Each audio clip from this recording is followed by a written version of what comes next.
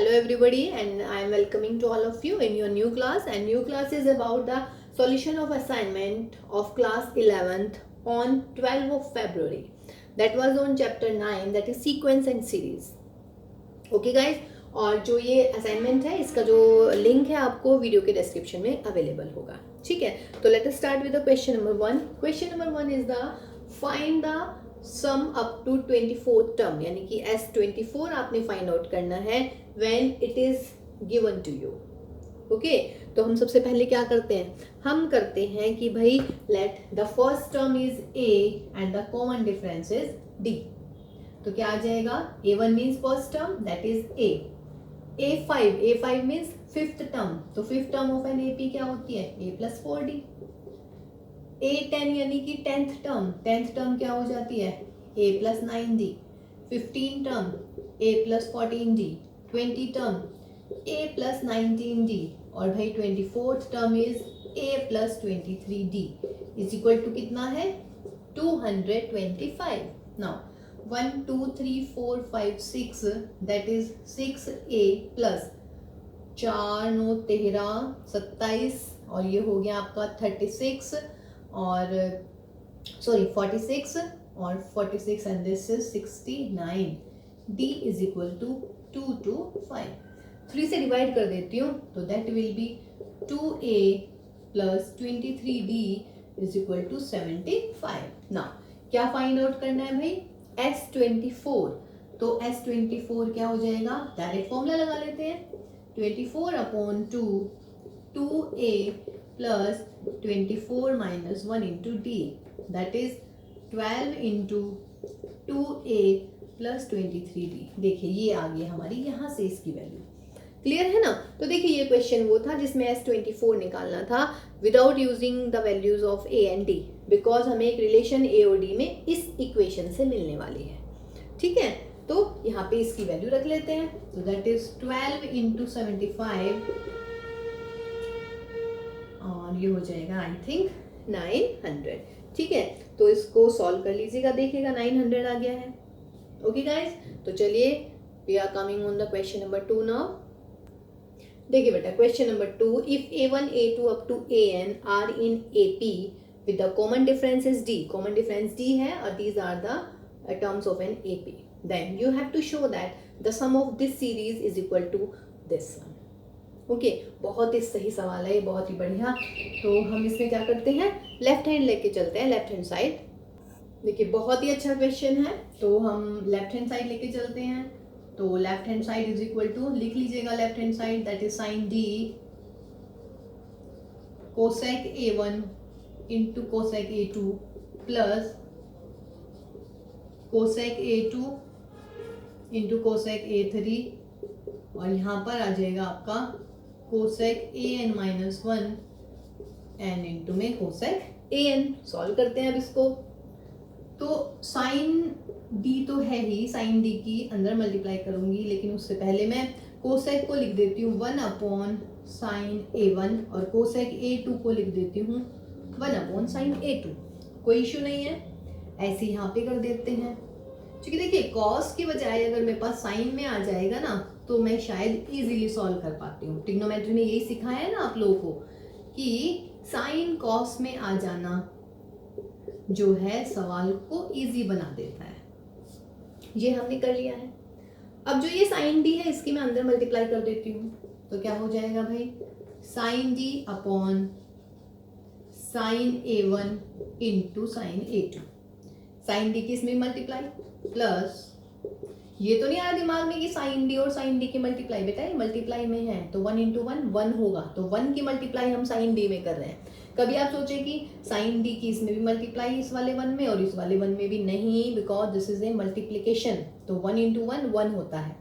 तो sine D की multiply upon में यहाँ पे आ जाएगा sine A2 sine A3 and the last one is यहाँ पर साइन D और यहाँ पर साइन AN माइनस 1 और यहाँ पर साइन AN. अब देखिएगा यहाँ तक तो चलिए हमने ट्रिग्नोमेट्री से सॉल्व कर लिया है. अब हमें यहाँ पर लगानी है AP. What is this D? D क्या है हमारा, कॉमन डिफरेंस. कॉमन डिफरेंस का मतलब डी क्या किसके इक्वल हो सकता है, second minus first, third minus second and so on. इसका मतलब लास्ट में an माइनस 1। अब इस d को मैं according to the numerator change करती हूँ हर जगह। मीन्स जैसे यहाँ पे है d, तो मैं इसको लिख दूंगी d को sine a2 minus a1 upon sine a1 into sine a2। Clear है? यहाँ पे d को क्या लिखूंगी, a3 और a2 की टर्म में। Means sine a3 minus a2 sine a2 and sine a3। फिर प्लस यहाँ पर साइन an माइनस 1 अपॉन में साइन an और यहाँ पर इंटू में साइन an माइनस 1। यहाँ तक कोई दिक्कत नहीं है। अब मेरे ख्याल से आप लोगों को समझ में आ गया होगा अब हमें क्या करना है। बहुत सिंपल सा है बच्चों, साइन a माइनस b का फॉर्मूला खोलना है हर टर्म में, यहाँ पर भी, यहाँ पर भी, बीच में जितने टर्म्स आएंगे हर जगह और लास्ट वाले टर्म पे भी। ठीक है, तो मैं ऊपर से इसको रब कर देती हूँ बिकॉज अब तो जो है इज इक्वल टू में मुझे पता है क्या आ जाएगा, अब तो सॉल्व हो जाएगा। बड़ा क्वेश्चन था लेकिन देखिए कितना इजी रहा। साइन x माइनस वाई का फॉर्मूला लगाइएगा, क्या हो जाता है, sine x into cos y minus के cos x into sine y और अपोन में कितना है हमारे पास में, sine a1 into sine a2। फिर प्लस, अच्छा y नहीं आएगा, सॉरी a1 आएगा क्योंकि यहाँ पे a2 और a1 है। यहाँ पे ओपन कर लीजिएगा तो क्या आएगा भाई, sine a3 cos a2 minus cos a3 sine a2 upon में sine a2 into sine a3 and dash dash last वाले को ओपन कीजिएगा, sine an cos an minus 1 minus, चलिए sine an minus 1 cos an और upon में sign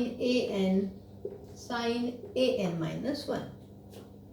अब हर term को अलग अलग कर देते हैं। जब आप दिस वाली टर्म यानी कि sign a2 cos a1 upon में ये लिखेंगे तो क्या आने वाला है, चलिए अलग अलग कर देती हूँ मैं, sine a2 cos a1 upon sine a1 sine a2 minus यहाँ पर क्या आ जाएगा, cos a2 sine a1 upon में साइन a1 साइन a2। यहाँ पर देखिएगा plus sign a3 cos a2 और जी sine a2 sine a3 minus cos a3 sine a2 upon sine a2 sine a3 and so on. और यहाँ पर मिलेगा मुझे sine an cos an minus 1 upon sine an minus 1। ये वाले term upon this minus this upon this upon this minus this upon this and so on, this upon this minus this term upon this. Divide किया है just अलग अलग और कुछ भी नहीं कर रहे हम। तो sine an minus 1 cos an upon में साइन an और जी साइन an माइनस 1। देखिए सवाल सिर्फ लिखने में बहुत बड़ा है, अदरवाइज सवाल बहुत ही सिंपल है, बहुत ही अच्छा सवाल था ये।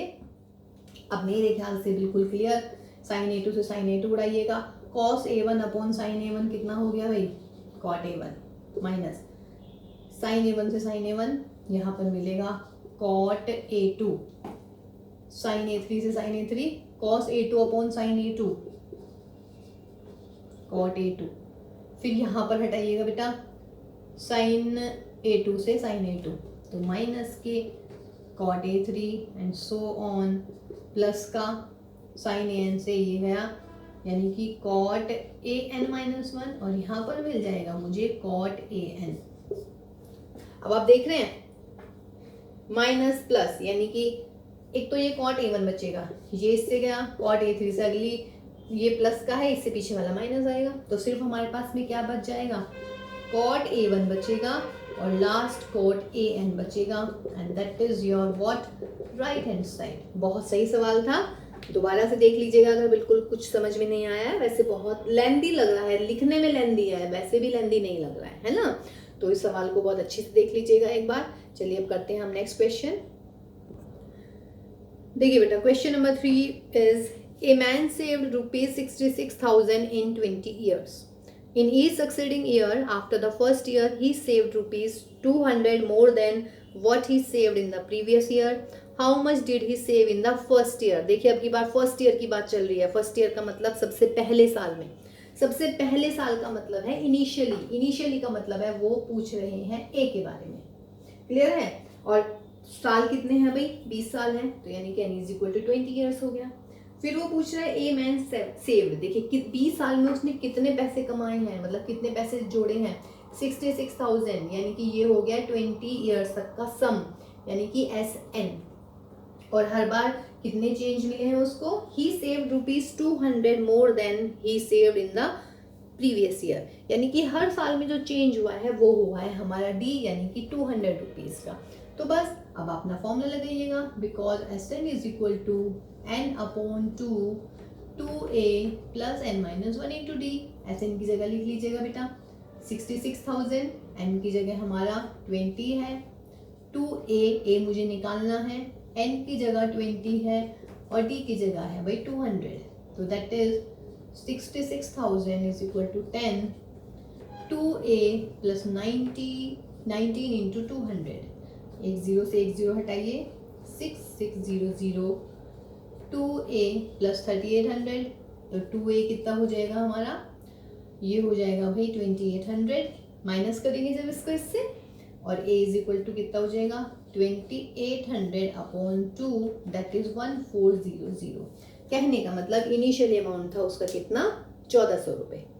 ठीक है गाइज। नेक्स्ट क्वेश्चन बेटा, question number 4, if SN is equal to 2n plus 3n square. कह रहे हैं कि फाइंड rth टर्म, यानी कि rth टर्म कितनी होगी इसकी। अब देखिए यदि मेरे पास SN है तो मैं TN निकाल सकती हूँ। तो TN क्या होता है? हमने अभी जो आपको क्विज करवाई है उसमें आपको फॉर्मूला बताया है कि SN माइनस SN-1, तो कितना हो जाएगा SN? 2n plus 3n square और माइनस SN-1। यहाँ पे आप n को रिप्लेस कर दीजिएगा जस्ट n-1 से। तो कर देते हैं इसको 2n plus 3n square minus 2n-2 plus 3n square minus 2n plus 1। तो 2n plus 3n square 2n-2 plus 3n square minus के 6n और g प्लस के 3, तो 2n प्लस, मतलब सिर्फ सॉल्व करना है बेटा, 3n स्क्वायर ये कितना हो जाएगा? माइनस के 4n और प्लस का 1। Solve this, 2n plus 3n square minus 3n square plus के 4n minus 1, this will cancel out, तो दैट इज 6n माइनस 1। ये क्या आया है आपका? TN आया है, यानी कि this is your nth term. लेकिन आपको निकालना क्या है? आपको निकालना है TR, वेरी सिंपल। तो therefore TR is equal to what? 6r-1। तो दिस इज योर आंसर, है ना। आप यहाँ पे या तो SR निकाल लेते, लेकिन मुझे पता है कि मैंने TN का फॉर्मूला ये लर्न किया हुआ है, तो कंफ्यूजन की कोई आवश्यकता ही नहीं है। TN की वैल्यू ये होती है, SN की वैल्यू रख के आंसर निकाल दीजिएगा। देखिए बेटा, क्वेश्चन नंबर 5। क्वेश्चन नंबर 5 अगर याद हो तो ये हमारा जो है क्विज में भी था, सेम क्वेश्चन है ना। पर चलिए कर लेते हैं। 9 time of 9th term is equal to 13 times of 13th term, ये हमें गिवन था। तो 9 टाइम ऑफ 9th टर्म यानी कि a प्लस 8d, जहां पर a is the first term and d is the what? Common difference. और 13th term क्या होने वाली है? a plus 12d। तो solve it, 9a plus 72d is equal to 13a plus 156d। इधर ले आइएगा, 9a minus 13a is equal to 156d minus 72d। तो कितना हो जाएगा भाई? माइनस का 4a और ये हो जाएगा 84d। सारा एक तरफ, 4a plus 84d is equal to 0, 4 से डिवाइड कर दीजिएगा, a plus 21d is 0. तो क्या है t22 and what is this? This is t22. 22nd term ही तो है ये, तो इसका आंसर कितना आने वाला है? 0. सेम क्वेश्चन था आपकी क्विज में कि if 9th times of the 9th term is equal to the 13th times of the 13th term, then find 22nd term. So this is the procedure how you can solve this question. देखिए बेटा, question number 6 is if an AP sum of the first 4 terms is equal to 56 and sum of the last 4 terms is equal to 112 and if the first term is 11 then find the number of terms. ठीक है, सवाल बहुत ही easy है. तो suppose कीजिएगा a first term है और d आपकी जो है कॉमन डिफरेंस है and let us suppose that we have n terms. हमारे पास कितने टर्म्स है? n.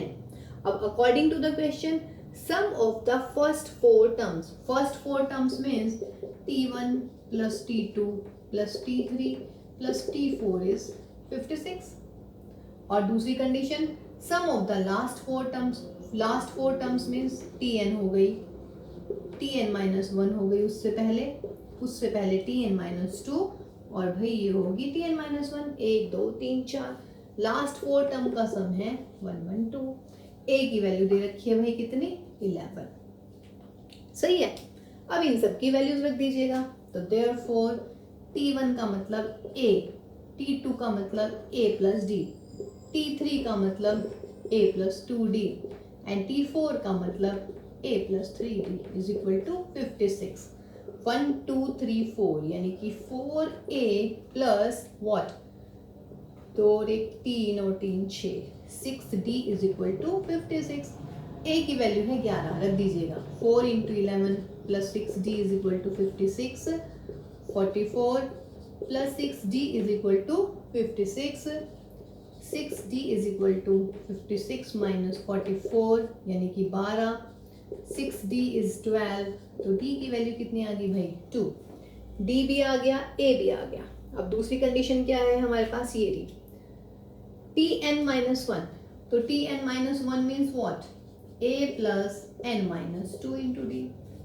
tn माइनस 2 का मतलब a plus n minus 3 into d. tn minus 1 का मतलब a plus n minus 2 into d. और tn का मतलब a plus n minus 1 into D is equal to किसके है? 112 है ना. अब इनको सॉल्व कर लेते हैं, ऊपर से रब कर देते हैं. d की वैल्यू रखते हैं. d की वैल्यू हमें चाहिए भाई 1 2 3 4. तो दैट इज 4a प्लस, हर एक में से d कॉमन ले लेती हूँ मैं, n माइनस 2 प्लस हाँ n माइनस 2 n माइनस 4 होना चाहिए, sorry n minus 4 plus n minus 3 यहाँ पर plus n minus 2 plus n minus 1 into D is equal to 112. तो कितना आया? एक की जगह 11. तो 4 इंटू 11 प्लस 1 2 3 4 4n, 4 और 3 7 और 2 9 और 1 10 10 इंटू में डी की वैल्यू कितनी निकाली आपने? 2 इज इक्वल टू 112. तो भाई ये हो गया मेरा 44 plus 8n minus 20 is equal to 112. यानी कि 8n plus 24 is equal to 112.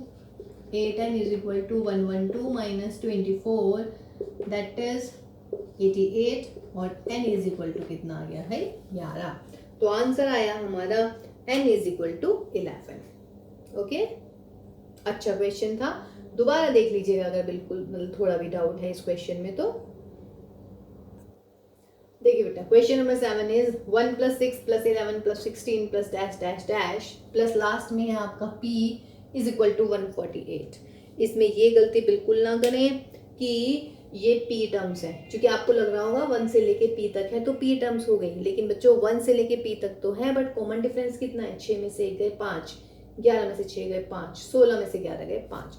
तो फिलहाल यहाँ पर a इज इक्वल टू 1 है, b इज इक्वल टू 5 है और l is equal to p है. यानी कि लास्ट टर्म है p. लास्ट टर्म की बजाय आप tn लिख दीजिएगा अगर थोड़ा भी डाउट लग रहा है तो. मतलब हम ये ना मान लें इसमें कि p टर्म है, पी टर्म अगर लोगे ना, अगर पी से आंसर करोगे तो पी का आंसर आ जाएगा, वो गलत हो जाएगा। लेकिन क्लियर है ये वाली चीज? 1 से शुरू है, पी पे खत्म है, तो उसका मतलब ये बिल्कुल मत कंसिडर कर लीजिएगा कि दीज आर पी टर्म्स, कि आपको एस पी गिवन है, यानी कि पी टर्म्स तक का सम गिवन है। पी टर्म्स तक का सम नहीं है ये, बिकॉज 1 और 6 कॉमन डिफरेंस 5 है। ठीक, अब nth टर्म हमारी p है, तो मैं n नंबर ऑफ टर्म्स निकाल लेती हूँ पहले। तो नंबर ऑफ टर्म्स कैसे निकालेंगे? tn is equal to a plus n minus 1 into D. तो tn की जगह आप p लिख दीजिएगा, a 1 है, n माइनस 1 इंटू 5, तो that is p minus 1 n minus 1 into 5।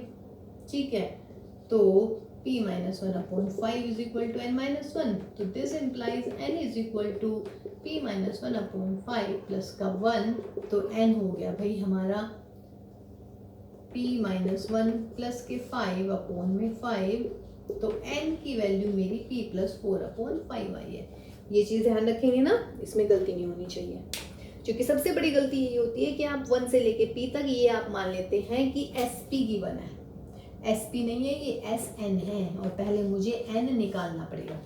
n आ गया ये, अब मैं निकाल लूंगी, because sn is equal to 148, तो therefore what 148 is equal to n upon 2a plus n minus 1 into d, means 148 is equal to n की value रख लेते हैं p plus 4 upon 5 into 2a, a कितना है हमारा 1 है, प्लस n की जगह p plus 4 upon 5 minus 1, और d है मेरा कितना 5, तो 5 to the 10, तो 148 is equal to p plus 4 upon 10, 2 plus ये हो गया मेरा p minus 1 upon 5 into 5, that will cancel out।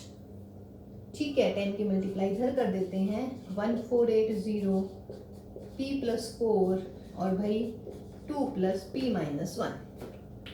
सिर्फ क्या बन गया अभी आपकी क्वाड्रेटिक, और आपको क्या निकालना है? p की वैल्यू निकालनी है, तो निकाल लेते हैं भाई p की वैल्यू। तो कितनी निकलेगी?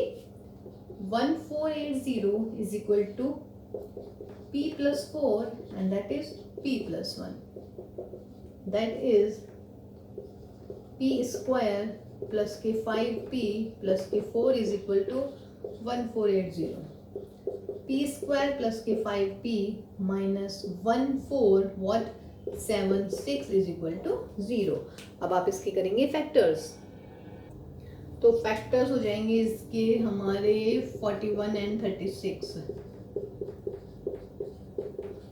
तो ये हुआ p square plus 41p minus 36p minus 1476, यहाँ से p दे कॉमन p प्लस 41, और भाई यहाँ से माइनस के 36 कॉमन p प्लस 41, तो that is p plus 41 into p minus 36।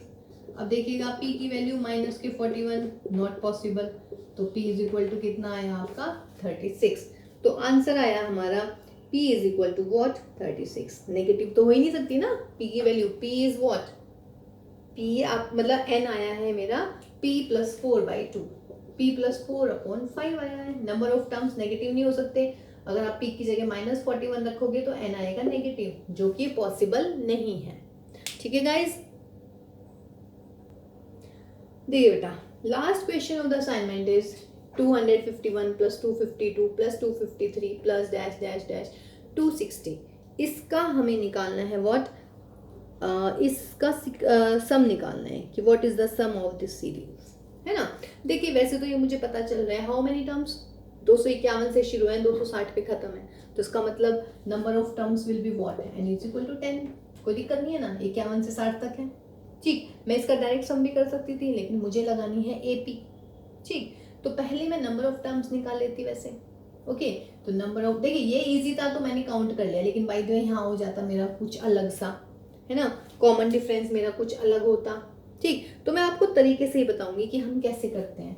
हम a इज इक्वल टू है मेरा 251, लास्ट tn है मान लीजिएगा 260, और d मान लीजिएगा हमारा 1 है ही, 252 में से 251 डिफरेंस होता है ना, तो 1 आ गया।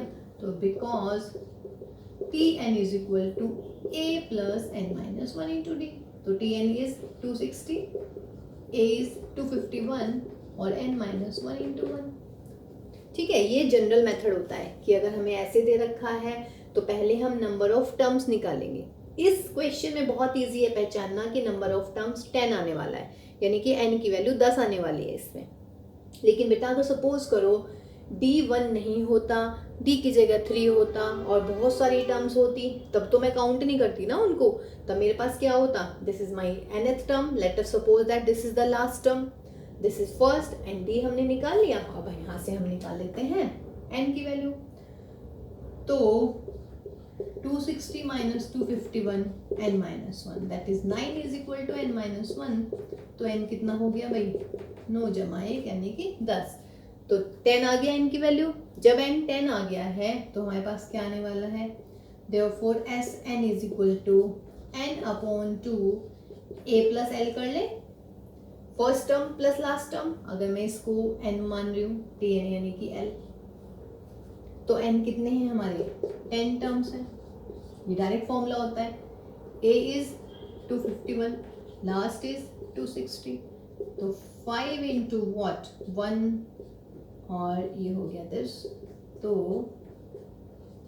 This is your answer. ठीक है, तो ऐसे ये होता है तरीका प्रॉपर n निकालने के लिए। बाकी तो ये सवाल बहुत इजी था, 10 टर्म्स हैं तो मैं यहाँ से भी कर सकती थी, बिकॉज देयर आर 10 टर्म्स यानी कि n is equal to 10। Okay, तो चलिए this is the completion of the assignment. तो मिलते हैं अभी नेक्स्ट क्लास में, और नेक्स्ट क्लास होगी हमारी सेकेंड असाइनमेंट जो था हमारा 19 फरवरी को चैप्टर नंबर 9, उसका हम सॉल्यूशन करने वाले हैं। तो चलिए टिल देन टेक केयर, मिलते हैं अगली क्लास में। Have a very very nice time and all the best all of you and take care.